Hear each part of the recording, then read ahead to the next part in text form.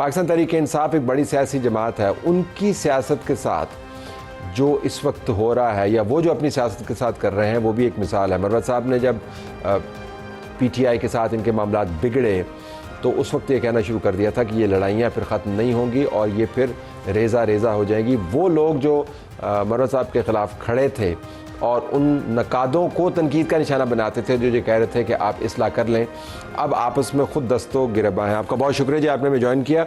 हम ज़रा आपको एक तमाम स्टेटमेंट्स का कोलाज अगर आप चला पाएँ तो दिखाते हैं कि PTI के अंदर से आवाज़ें किस किस्म की उठ रही हैं। करप्शन की आवाज़ें हैं, मार्च के हवाले से आवाज़ें हैं, एक दूसरे पर इल्ज़ामात हैं और ये संजीदा इल्ज़ामात हैं, आम इल्ज़ामात नहीं है। तो सुनिए, आपको खान साहब ने कहा था कि मिसाल यूसुफ साहब को फारिग कर दिया जाए। पार्टी से उनको निकालने का एक अमल है, उस अमल को अगर मैं इस्तेमाल करता हूं, मैंने एक तरह से दरगुजर से काम लिया कि पार्टी में इंतशार ना पड़े। वो अकेली नहीं है, उसके पीछे पूरा एक गिरोह है। अगर ये अमल हम करते जो शायद अब करना पड़े तो पार्टी में निफाक पड़ता। करें ना राजा साहब, नोटिफिकेशन करना चाहते हैं करके देख ले। अगर खान साहब का पैगाम आया होता, सर इनको मैं इतनी अच्छी नहीं लगती कि मुझे मेरे पीछे इतने बड़े हाथ नहीं है सर कि मैं खान साहब के अकाउंट से अपने लिए ट्वीट करूँ। आप सलमान अकरम राजा साहब से पूछे कि मेरे सेनेटर बनने के बाद क्या इमरान खान साहब के सामने उन्होंने मुझसे माफी नहीं मांगी थी? बहुत गलत बात कह रहे हैं सलमान साहब। अगर मैं आपको बताऊं कि जो कैदियों का पैसा अमेरिका से आया 50 करोड़, वो किसने खाया?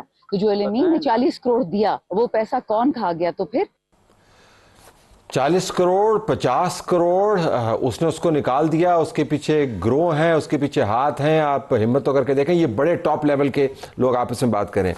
ये PTI के बारे में आपने पहले कह चुके हैं, लेकिन ज़रा एक वन बाय वन जाएं, स्टार्ट करते हैं शंदाना गुलजार के इल्ज़ाम से। वो कह रहे हैं कि बाहर से 50 करोड़ आया, वो खा गए और फिर किसी को मुंह दिखाने जोगे नहीं रहेंगे। जो 40 करोड़ अलीमीन ने दिया वो खा गए। ये कौन खा गए और कैसे खाते हैं पार्टी के अंदर, कैसे खा सकते? बहुत शुक्रिया मधु करने का। शंदाना ने दुरुस्त बात की है। ये बात आज शंदाना ने की है, मैंने तकरीबन 1 साल पहले की है। ये 38 करोड़ रुपए आए थे जो मोहतरमा अलीमा खानम को मौसूल हुए। वो अमेरिका से आए और ये थे 24 नवंबर और 26 नवंबर के जो फैमिलीज़ हैं बेरूट, उनकी कफ़ालत और उनकी हेल्प करनी थी। उस पैसे का कोई इल्म नहीं है। और इसके बाद जो हैं अली अमीन खान ने ये दुरुस्त हैं कि पैसे दिए हैं और वो जो रकम दे चुका है, इन्होंने 40 करोड़ बताए, अली अमीन खान ने 72 करोड़ रुपए जो हैं 72 करोड़ पार्टी के मुख्तलिफ मामलात में दिए हैं, जिसमें आधे जो हैं वो जेबों में चले गए, आधे कुछ वकीला को मिले, कुछ। मुझे ज़रा एक्सप्लेन करने दें। ये कोई छोटी मोटी रकम नहीं है, कोई 2 100 रुपया 500 रुपये का नोट नहीं है। आप 72 करोड़ की बात कर रहे हैं, 38 करोड़ की बात कर रहे हैं। ये किसी जगह से ट्रांजैक्शन होती होगी ना, अकाउंट टू अकाउंट मूव करता होगा, कोई उसकी डॉक्यूमेंटेशन होती होगी, जेब से जेब में तो नहीं जाता होगा। तो उसकी कोई पूछ प्रतीत नहीं है, कोई अकाउंटिंग नहीं है, कोई मनी ट्रेल नहीं है किधर गया। ये पार्टी के अंदर कैसे होता है? वैसे पार्टी के अंदर मैं आपको एक मिसाल दूँ। 2010 में खान ने एक फ़ंड कायम किया, इमरान खान रिलीफ फ़ंड, और वो अभी भी आप जाएँ तो वेबसाइट पर आपको मिलेगा। उसमें कोई 8.5 अरब रुपए डोनेशंस आई और ये फ़ंड बना था स्वात के मुतासिरीन के लिए। तो वो खान ने कहा कि मैं तकसीम करूँगा अपने पार्टी के वर्कर्स के ज़रिए मुतासिरीन में। उनको मशवरा दिया गया कि अगर इसमें कोई गबन हो गया तो पार्टी बदनाम हो जाएगी और बहुत बड़ी रकम है, ये बहुत बड़ी रकम। तो वो रकम सारी की सारी जो है हड़प कर ली गई। अब आप उसकी वेबसाइट पे जाए ना तो लिखते हैं कि 16,000 पाउंड तो हमने तनख्वाहों की मद में दिए हैं, बाकी रकम का कहीं जिक्र नहीं है। तो वो किधर है? फिर 2013 में एक और अकाउंट तो था ना, 2013 में एक और फंड बना। ये एक तारीख है फंड्स के खाए जाने की, और ये एक आदत सी पड़ी हुई है। ये मैं आपको अर्ज़ करूँ, बड़े वसी मेदे होंगे जो इतनी बड़ी बड़ी रकूम खा जाते हैं। ये कौन लोग हैं? बस ये फिर जायदादें बनाते हैं बैरून मुल्क। बाज़ फैक्ट्स अदालतों में भी आए हैं और आपको शायद अच्छी तरह इल्म है। तो ये कैसे हो सकता है कि इमरान खान से ना वाकिफ़ हों इन मामलों से? देखिए, इमरान खान जो हैं वो बहुत जल्दी उस वक़्त तो वक्ती तौर पे नाराज़ हो जाता है लेकिन दिल का अच्छा है, वो 5-6 माह के बाद या 2-3 माह के बाद फिर दरगुजर कर देता है। यानी कोई 5 अरब खा जाए तो दरगुजर कर देते हैं? नहीं, वो ये कौन सी दरगुजर है? और वो लोगों का पैसा है जो उन्होंने किसी ने ज़कात से दिया होगा, जेबों से दिया होगा, डोनेशन से दिया होगा, मोहब्बत से दिया होगा। पीटीआई के लोग हैं जो डोनेट करते हैं। ये दरगुजर तो अपने पैसे पे करते हैं ना? नहीं, बास ऐसे भी हैं, मैं आपको अर्ज़ करूँ ना, अभी जब से ये पार्टी ये क्राइसिस का शिकार हुई है, कोई ऑडिट नहीं है, वकला को कितने मिले हैं, वसूल कितने हुए हैं, चंदे कितने आए हैं। देखिए, ये जो फंड्स होते हैं ना, यूरोप में आपने चैरिटी रजिस्टर करनी होती है, बिल्कुल, इंग्लैंड में आपने अकाउंट नंबर डिक्लेयर करना होता है, आपका एक ऑडिटर होता है।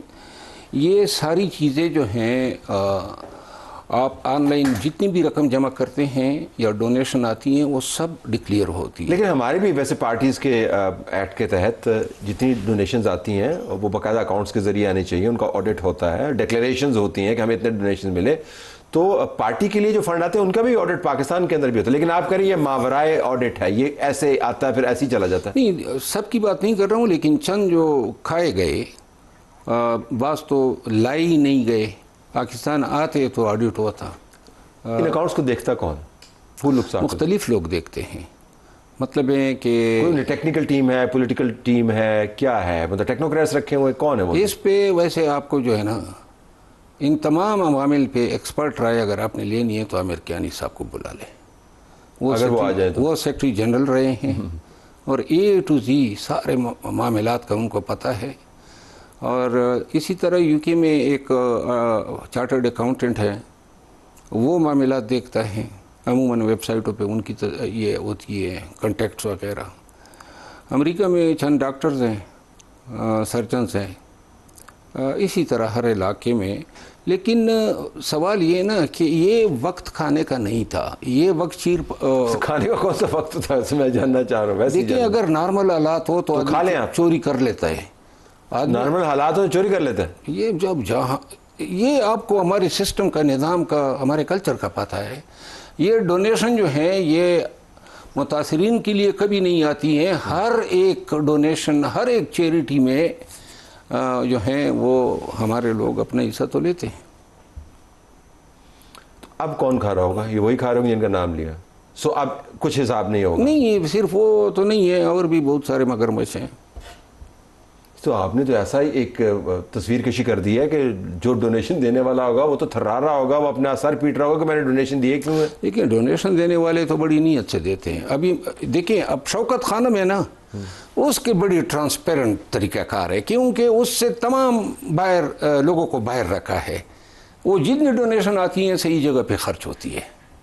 लेकिन अब नमल है, तो नमल की मुसीबत ये है कि ये जनाब 20 साल तो हो गए ये यूनिवर्सिटी बनी हुई है, डोनेशन इसकी आती हैं 300 से ज़्यादा, इसके तलबा आज तक बढ़े ही नहीं। मैं खुद वहाँ पे जाके देख के आया, हालात जो है नागुफ्तबे हालात, नागुफ्तबे हैं। लेकिन डोनेशन के बारे में कोई ऑडिट रिपोर्ट आए तो आदमी को पता चले कि क्या हो रहा है। अब ये जो मशाल का और सलमान अकरम राजा हर वक्त गुस्से में क्यों रहते हैं आप? मतलब जब भी उनकी बात सुनता हूँ बहुत तल्ख लहजे में बात कर रहे होते हैं और हैं पार्टी चला रहे हैं। मतलब ज़रा आप उनकी साइकी के बारे में बताइए। देखिए, सलमान अकरम राजा साहब जो हैं वो सियासतदान तो कभी रहे नहीं। और दूसरी बात ये है कि अमूमन वकील जो होते हैं वो फिर सलमान अकरम राजा, इसमें तो शक नहीं है कि प्रोफेशनली बड़े आउटस्टैंडिंग लायर हैं, ये मैं मानता हूँ, क्योंकि मैं अपने बुग़्ज़ में उसकी वकालत को बुरा नहीं कह सकता हूँ। लेकिन ये तमक्कनत, ये अंदाज़, ये जताना और ये बताना कि सेक्रेटरी जनरल भी कोई चीज़ होती है, ये इसके ख़मीर का हिस्सा है। मेरे साथ जो इनका इशू बना वो यही था कि मैं वकील हूँ भाई, मैं लीगली लॉफुली हर चीज़ को जानता हूँ। तो लिहाजा ये जो अभी मिशाल के साथ ये डिस्प्यूट है, मिशाल को तख्त मश्क बनाया है इस ग्रुप ने जो अलीमा खानम का है, जिसकी ये ख़ुद रुकन है। और उसकी क्या वजह? वजह ये है कि वो उनकी हमदर्दियाँ, वाबस्तगियाँ, लायलिटीज़ बुश बीबी के साथ हैं।